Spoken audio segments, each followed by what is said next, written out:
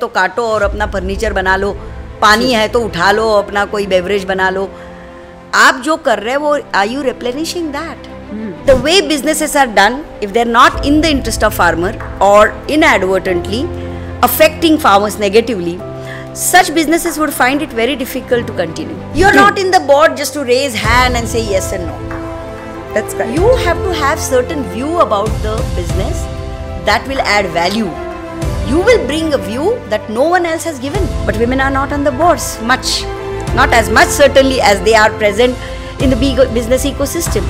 I doubt if I was not a farmer, I didn't feel so strongly about women, whether I'll ever go into any board just because I'm a woman. Your act is important, not the certificate. If all these 5 capitals are balanced, then your business is likely to do better business. Why do we think Tata's made such a big name? It's not just the product that they have. It's what is their brand image. What is milk after all? It's 99.7% water. So unless you do water conservation, there is no way you will get milk. So why wait until environment teaches you a very ugly lesson? If you have a tick mark on ESG, but your behavior shows that you have not been responsible, you're not accountable the way your surrounding is used, then just ESG is not going to help.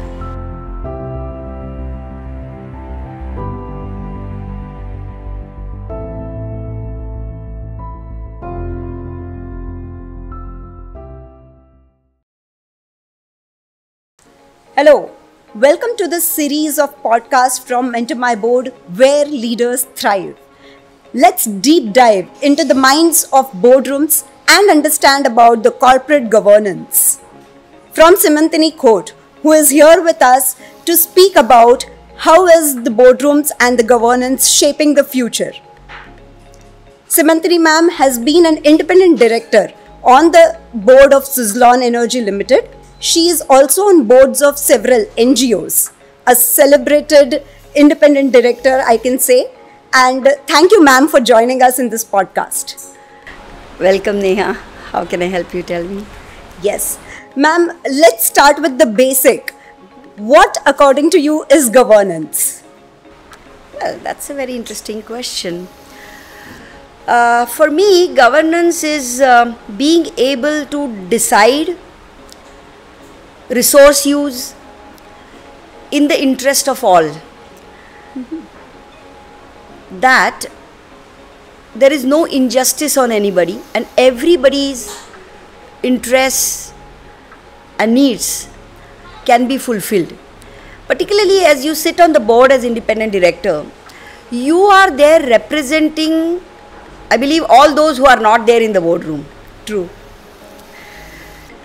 I am a farmer myself. I grew up as farmer's daughter. I stay on the farm. I think like a farmer. I act like a farmer. And I cannot remove my glasses of looking at anything from a farmer's perspective. Wow. So when I am on the board, I think of whatever we are deciding, whatever is our resource use, whatever is our product, our business, our investments, to make sure that they are in the interest of farmers as well. Interesting. Farmers are rarely on the boards, you must take it. Who are on the boards usually? People who know law, who know accounts, who know finance, who know communication, who know business management, marketing maybe, resource procurement. But in this country there are 70-80% farmers. And the way businesses are done, if they're not in the interest of farmer or inadvertently affecting farmers negatively, such businesses would find it very difficult to continue. Right.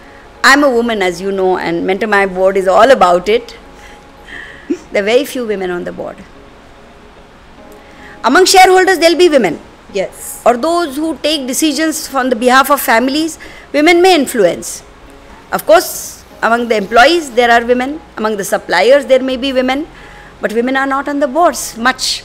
Not as much, certainly, as they are present in the business ecosystem. True. So to be able to think on behalf of women, whatever you are doing in this business, how to make sure that it will benefit women. That is governance for me. Wonderful.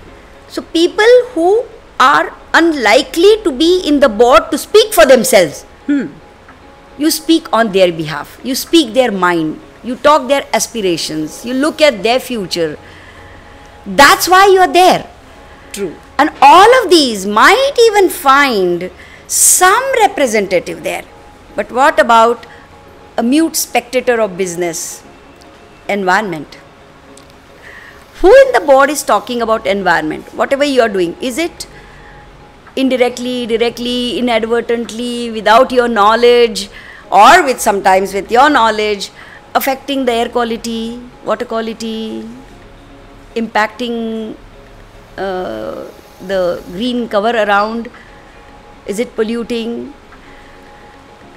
If you were as an environment speaking to business, what would you want to tell the business? Be mindful. Be mindful. Yeah. While doing your business, if you finish me, I might finish you. True. It's very interesting that when I was in the first board on a dairy company, it was a listed company. I joined them much before IPO, and we were talking about how to grow business. Okay. And because I happened to work with women, hundreds of women who actually do the hardest work in the dairies. They are the ones who are feeding the cows, they are the ones who are washing the cows, they are the ones who are milking the cows. True. But who are the ones who are going to pick up the bills from the dairy? Not women. So to make sure that their names are in the accounts, that they also can access the returns that come from this dairy. So I was asking this person, why did you think of starting a dairy? He said once he went to, he is the promoter director, CMD of the company. He told me a very interesting story that I was in a village. There was a long queue, very irritated people, very upset. And we asked why. They said the milk tank hasn't come. Okay. We will have to throw our milk now. Oh. So this milk better go at the right place. So he started this milk business, and he said that I would always think that if I don't go on time, the milk is saying either you finish me or I'll finish you. Oh. If contaminated spoilt milk goes into your tanker, it's going to finish your business. True. So when you do any business, this is once a story, but when I talk about environment, really, just because environment doesn't speak, it doesn't lobby, it doesn't have a representation in your board, if you're mindless about your raw material procurement, if you're mindless about your waste management, if you're mindless about your the gases you emit or effluent that you let in the river, True.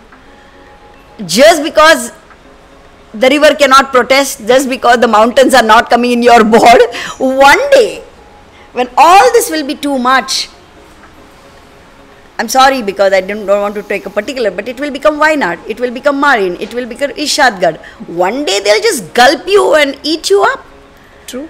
So before they have to speak up their mind, people like us can be in the board speaking on behalf of environment. Wonderful. For me, that is governance.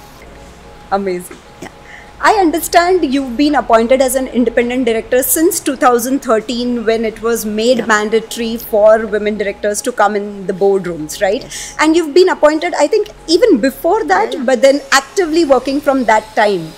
And you also mentioned about women being heard inside the boardroom. So how do you think women are represented inside the boardroom and what it takes for women to get in the boardrooms?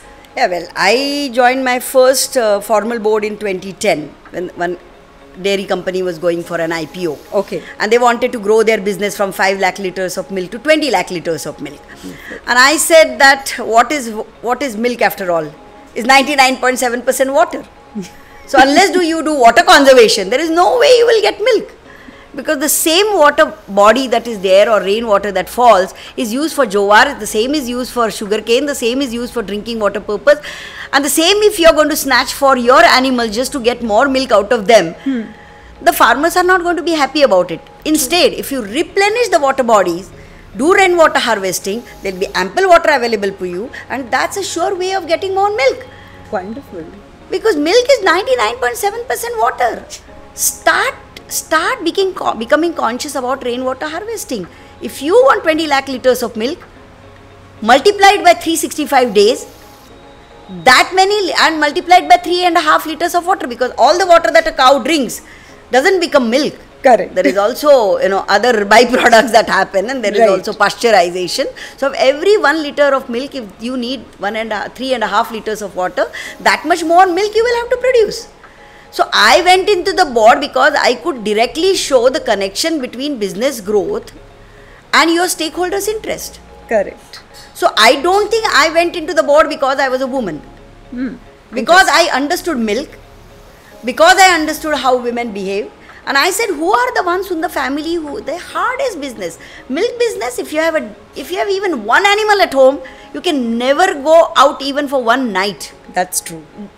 Entire family can never leave home. Even if there is wedding in the family, only few people can go. Some have to stay back. Right. And who are the ones who stay back? Who are the ones who are collecting the cow dung and giving milk and fodder to the animals? Who are helping them deliver calves? If that mute stakeholder who doesn't come protesting at your dairy gate to ask for more money, one day they will say, why the hell am I doing this? Right. You owe a lot back to her, because if she remains unhappy, you're surely going to get much less milk. True. So I went there because I'm a dairy farmer myself. I went there because when I went to school, I was milking the cows and then going to school. So I know how you miss your first class or the prayers meet in the morning just because you have 5, 6, 7, 8 cows at home. When drought falls, when you have to take your cows for grazing, and this is what has been my life since childhood. I doubt if I was not a farmer and didn't feel so strongly about women, whether I'll ever go into any board just because I'm a woman, just because I have a degree, just because now I have some maybe connects. That's not why I was there. Nor would I even accept being there just because I am a woman. Because I have certain very strong, when I say strong opinions, it might sound too offending, but I have some ideas about how businesses should run.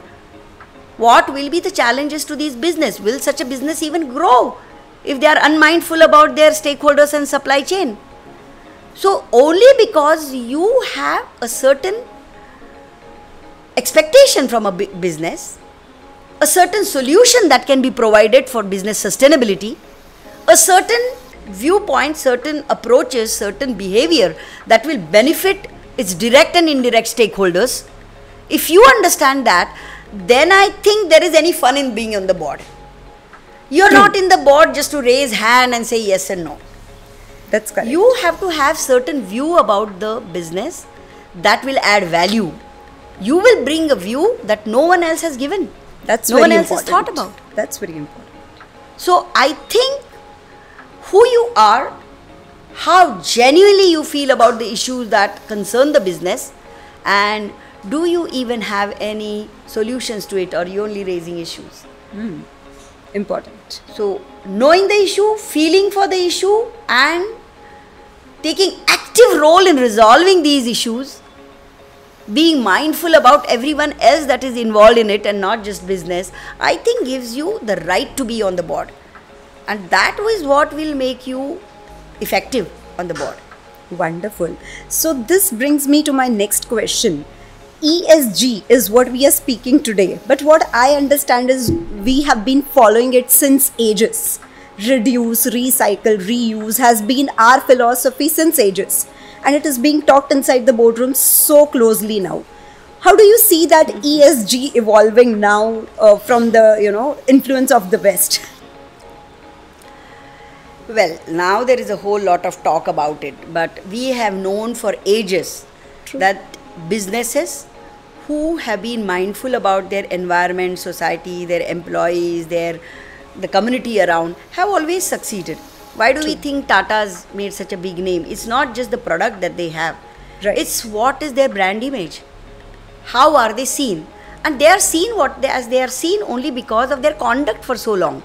If they were seen as not caring for their employees, not caring for the surrounding around, do you think just by having a good product, or having the nice pay for employees that they would do well. No. Definitely not. I think So trust I is... think it has always been historically that organizations which do well are mindful about environment, society and governance. Right. Now the talk is increased. Has the behavior increased? We will have to see. I'm not saying no, but I think from place to place. But my view is that the more it becomes a compliance, mandatory, the more tick marks will come.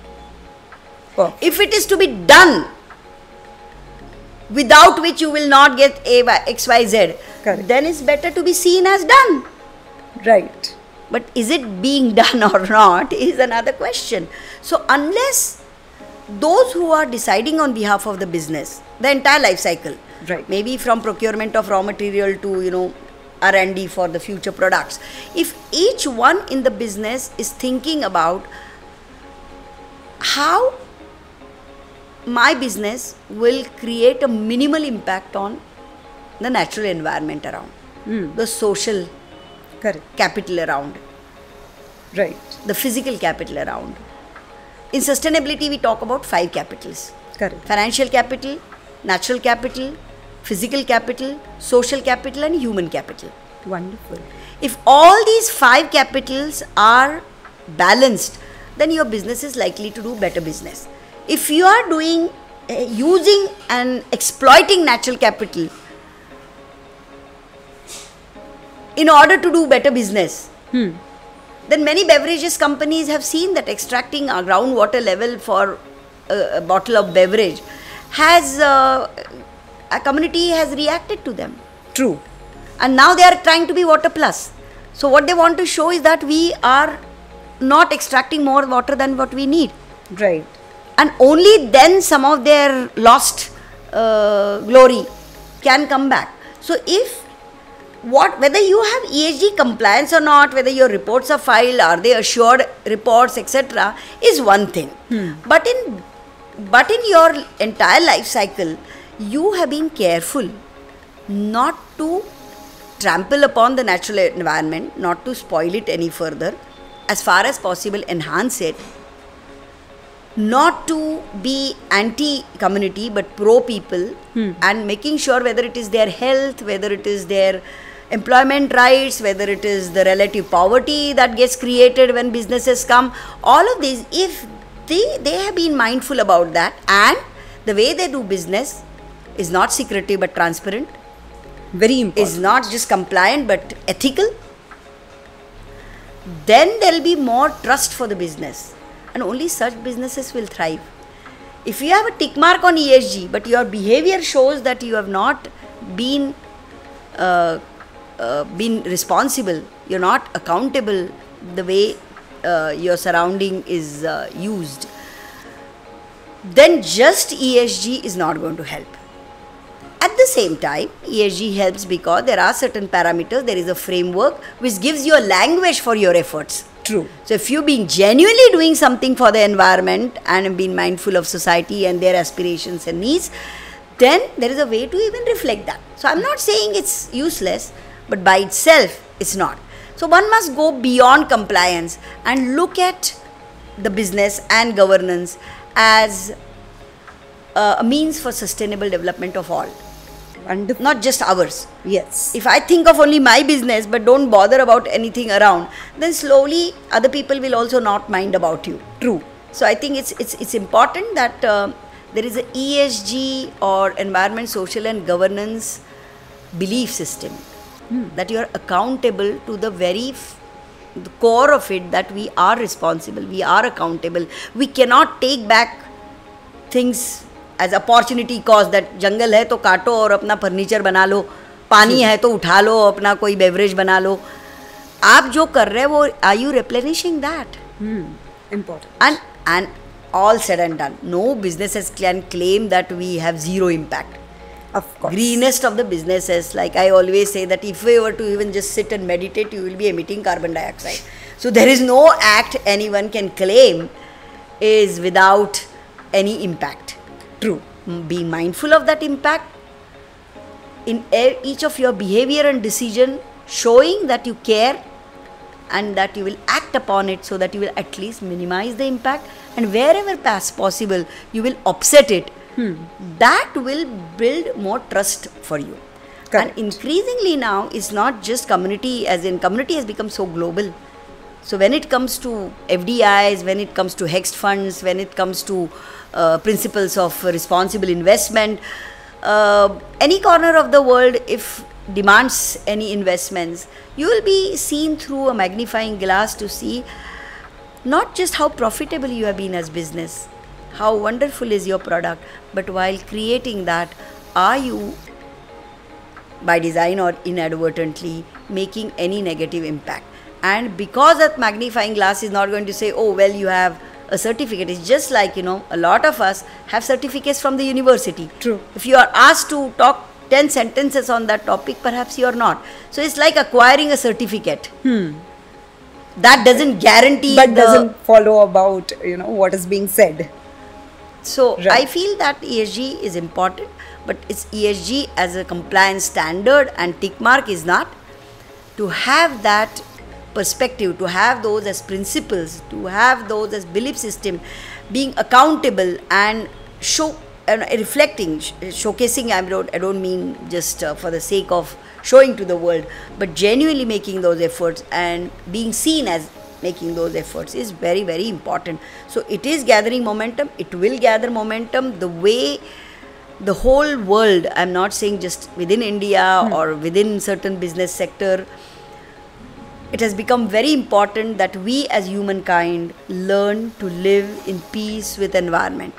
Otherwise, every day we are seeing that our exigencies are inviting greater trouble to ourselves. It may not directly come that day to your business, but when it happens anywhere else, today it can be traced back to even your acts. So why wait until environment teaches you a very ugly lesson? Right. And be mindful and make sure that my business will be as much as possible careful with any negative impacts on environment, and continuously strive while designing your product, while procuring raw materials, while packaging your raw materials, while selling your materials, while recycling your material, making sure that you have the least negative impact and you're striving to make positive impact. I think ethics and integrity come very naturally to women. And here my next question to you is, do you see the same kind of behavior of women inside the boardrooms? Because you've been on so many NGO boards. And what is what is the role of women that they play in those NGO boards, if any? Well, in NGO board, there are usually far more women. There have been no mandate of having so many. But because social issues concern women more, many NGOs are into women's empowerment, children's True. education, health, and naturally over there, women are more. Correct. In the board, they mostly came because they are required to be there now. Mostly, I would say. And even then, there will be some boards in which women are there because they see the value of them being there, not as women, but as professionals, as the characters they have, as their contribution to the sector for that reason. In NGOs, it is by virtue of the kind of business they are into, the kind of work they are into. Correct. But in both places, I must say, Neha, just because you are a woman, there is no natural way that therefore you will be distinctly better off than men. Yes, you will be different. You will be different. And your job is continuously think as a mother, as a woman, as a friend, what would I want the rest of the community to have from a business? That True. would be different, I guess. So it's not just because you are a woman that you will be better than men or less than men for that. So I won't put a value judgment.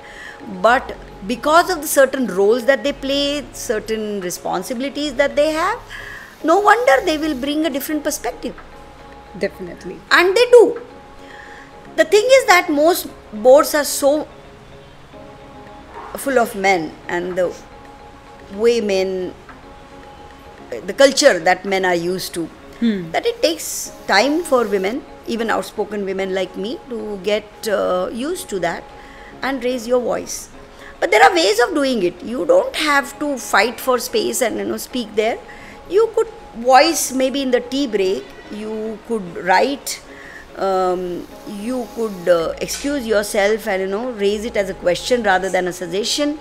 There are ways and ways of doing it. So I think once women realize that there is a value, right, that you can bring to the board, and it's your responsibility. Right. It's not, you're not entitled just because you're on the board to come for the meetings and raise your hands or say yes and no. That's not what it is.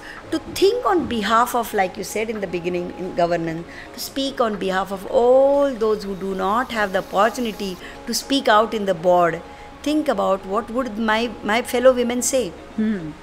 What will my villagers say? What will my farmers say? What would, the hawkers say? What will the environment say? What would they all have to say to the business? True. Say that. Then it's not that you are, it's your role or not. It's you're accountable to that.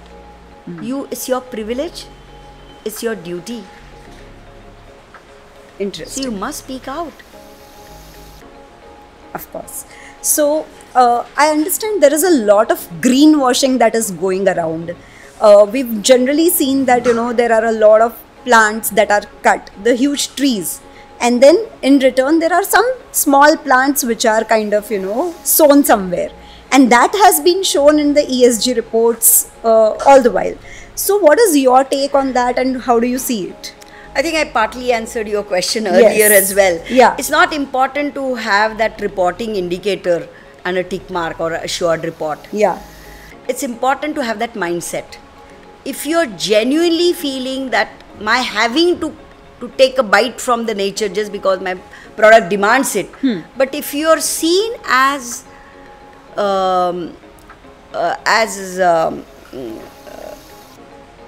obliged by that, that it's not that I'm taking an opportunity just because I'm there. Right. But that you're mindful and you are trying to do something about it. Even if there are many companies who say how they're carbon neutral. While exactly. I remember a company, Sandvik Asia, they recently in a sustainability workshop presented, and they have been so particular about their product, from all the raw material, all the waste material, particularly cars and this discarded metal material, they create their cutting tools. Okay. So already their product itself and their service itself is from recycled product. Exactly. Otherwise there would have been heaps of cars lying somewhere. They crush those, make those into dust and make the cutting tools. Wonderful. So their whole business is around recycling as a concept, and global R&D center happens to be in India. Oh, that's and we amazing. were talking to Dr. Sanjay Basu, who heads this, and in his presentation, despite being, it's a Swedish company, they're not doing it just for the sake of any report. It has been part of their DNA, as one must say. Even then they said, by 2050, I don't remember exactly, something like we may be able to offset 20% of our carbon footprint. Oh. Look at the genuineness. The genuinity, yes. And there are companies who just plant 1,000 trees in employment volunteering drive on a monsoon afternoon, going for almost like a picnic and say that, we are offsetting our carbon footprint. True. Even the carbon emissions that happen to go and plant those trees won't be, offset through that act. Exactly. So, but everybody is watching. Community is watching. Your investors are watching. It does reflect in your share price. So don't worry about this greenwashing. It will come down. It will come down when there will be a critical incidence. Who will stand by you? Very important question. Who will stand by you? If you are seen as someone who's concerned about it, then there will be people who will say, okay, हो गया होगा इनसे. Right. पर ये ऐसे ही लोग हैं. ये वही कहेंगे जो आपको ग्रीन वॉशिंग करते हुए देखते हैं. Right. So don't think that media is blind. Don't think that community is blind. In today's world of media activism and world nation wants to know, you will hardly get escape. You can wait until you have a disaster or you have a big conflict. But that day, only your good deeds will stand by you. Not your greenwashing. That greenwashing, one day a report might see you through an application for big investment. Right. Some private equity investment. Exactly. But if there is an accident in your factory, if there has been gas leakage, if there has been any health hazard, there has been any, any landslide as a result of your construction, then none of these people will say, yes, they had one very nice ESG report. True. It will be forgotten. Your act is important, not the certificate. Right. If both go hand in hand, it will set good example and give lessons to others as to how to be mindful and show it too. Correct. But show it and be do a lip service may not help. Good intentions will help. True. So India is now seen as a startup hub. While you are in a process of setting up your startup, and even in the SME and the MSME space, so to say, ESG is not mandatory. It is good to have, but then aligning it with the business profits and getting the best out of it is still a challenge for a lot of promoters, is what I see. What is your advice to them? Yeah, so ESG as a framework and indicators and report is one thing. True. I would say just because the startups have to be very thoughtful and very focused while even designing their product and selling it, and they have to be so economical that at least I have seen them being more mindful about the ESG issues, I would say. Okay. Wonderful. क्योंकि वो नहीं करेंगे ना तो कर ही नहीं पाएंगे business. They are not born with huge funds, they are not a new business offshoot of an old business that they can bank upon the earlier glory. They are on their feet and they wanting to see. Most of these businesses are addressing newer societal issues. Right. Either through a service or through a product that has never been there. Correct. Now when you bring this on the background of earlier inadequate services or inadequate products or the mess that maybe some business sectors have created, you want to do it in a way that others have not done before. You want to be competitive. True. You don't want to waste your money. You are anyway small. So you will be more mindful, because if you are not, the start up doesn't happen. Interesting. Yeah. When they start up and get going, they have taken care of potential risks. True. I think no business likes risk. And being unmindful about environmental issues, societal expectations, and governance standards is a huge risk. Interesting. And businesses do not like risk. Share market doesn't like risk. So when your shareholders is investing, he is looking at how risky are you. True. If your ESG certificate can reflect that, that's fine, but that's never enough. If you have seen World Bank or Asian Development Bank or any private equity due diligence that comes, it's not enough to attach all these reports. True. There are various things that they look at. So I would say ESG is a risk that the new startups are learning to handle, even to just get started. Okay. Because if they were not mindful of that, they would find it very difficult to come into the life, to get started. So True. I would say that they are more mindful. They would be more mindful.